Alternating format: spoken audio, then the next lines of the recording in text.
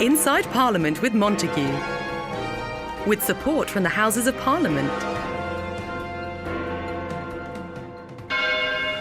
Ah, hello again. I'm gagging to stretch me legs a bit. Fancy a look around?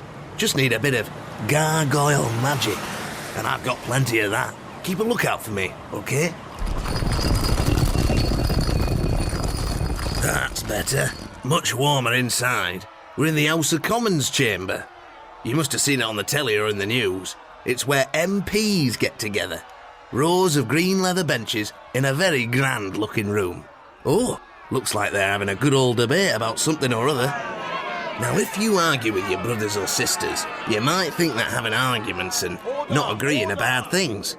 But debates are really useful for working out what's important or deciding on things to do.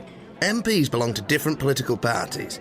They're like teams. Each team has similar opinions on things. Although I can tell you that doesn't mean they always agree amongst themselves. The government is made up of MPs from the political party or parties in charge, and they sit on the right side of the House. All that lot over there. The ones sitting on the front row are government ministers. They all have special jobs, like looking after money, the army and schools. They might think they have the best seats, but I reckon I've got the best view up here in the rafters. Hello, my name is Andrew. Over there opposite them is Her Majesty's official opposition, or the other lot who aren't in charge. They have front benches too, called the shadow ministers. Look, the leader of the opposition is standing up at the dispatch box. These boxes are situated on either side of the table, which separates the government from the opposition on the floor of the House. Order! Order! Oh, that's put him in his place. That was the Speaker talking. He keeps things under control and sits on a special seat at the far end of the chamber. Let's take a little look behind that chair of his. There's something interesting there. It's a big bag. Now, I know what you're thinking. Why's he brought his PE kit in? Only joking with you. This is the petition bag. It's a list of people who want to make a change. Maybe you've signed a petition. Well, members of the public can send in petitions to their MP if they want them to be placed in the bag. There's another interesting little detail. Under this table right in the middle of the room. Come on, we'll need to be quick. There. That thing that looks like a wizard staff with a knobble on the end. Bet you didn't expect to find that here. It's called the Mace and is brought in and placed here every day. No one can start a debate until it's here. It's a symbol of the Queen's authority, and maces have been part of Parliament for hundreds of years. History is important here at Parliament, but there's one part of history that the Commons could have done without. Come on, I'll show you what happened, but stay close. It's pretty scary. It's 10th of May 1941, and London is under attack in a bombing raid known as the Blitz. It were a terrible sight to witness. The things we saw that night, I shall never forget. Bombs fell all over the Houses of Parliament, and the House of Commons chamber was totally destroyed. Let's get out of here! After the war, the Commons chamber was rebuilt. They could have decided to have a totally different type of chamber. A big round table with everyone sat around it, perhaps.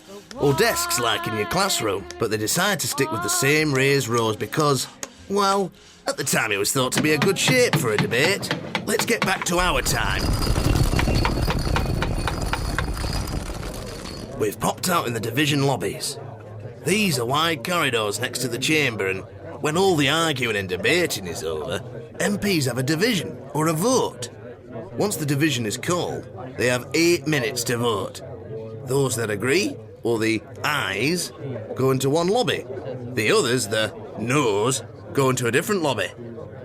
They're counted up, and the lobby with the most people wins. You there, would you mind hurrying along? Bloomin' heck, watch out! It's the Sergeant at Arms! He's like a policeman of the Commons. I hope he hasn't seen us. Whew, that's a relief. We've come out in the members' lobby. It's pretty quiet here as they're all in the debate. This is where MPs collect their post and talk to each other, and to journalists. They might also discuss things with their party whips. Not that sort of whip. MPs can vote how they like, but it's easier for governments to make changes when the whole party votes the same way. The whips are MPs whose job it is to remind other MPs in their party to be in Parliament to vote on important matters. and often they tell them which way to vote. The lobby also contains all sorts of statues or busts of prime ministers who've come and gone. That's like a statue of their head and shoulders. Blimey, I've been here for so long, I remember when all these prime ministers were walking about for real. Order! Order! See here? This is the statue of Winston Churchill. He was prime minister during the Second World War. Order! And this statue has a very shiny foot, because MPs traditionally rub the foot when they make their first, or maiden, speech in the chamber. It's said to bring good luck, but not such great luck for the statue. They've had to repaint the foot black. Hey up, I think that Sergeant-at-Arms is coming back. We'll be seeing if we hang about here. Got to go. Pop back soon though, because there's so much more to show you inside Parliament. And remember to check out my chippings on the Fun Kids website. Well, I am made from stone and not great with one of those keyboard things. Inside Parliament with Montague the Gargoyle, with support from the Houses of Parliament. Find out more about the Houses of Parliament online on the Fun Kids website, www.funkidslive.com.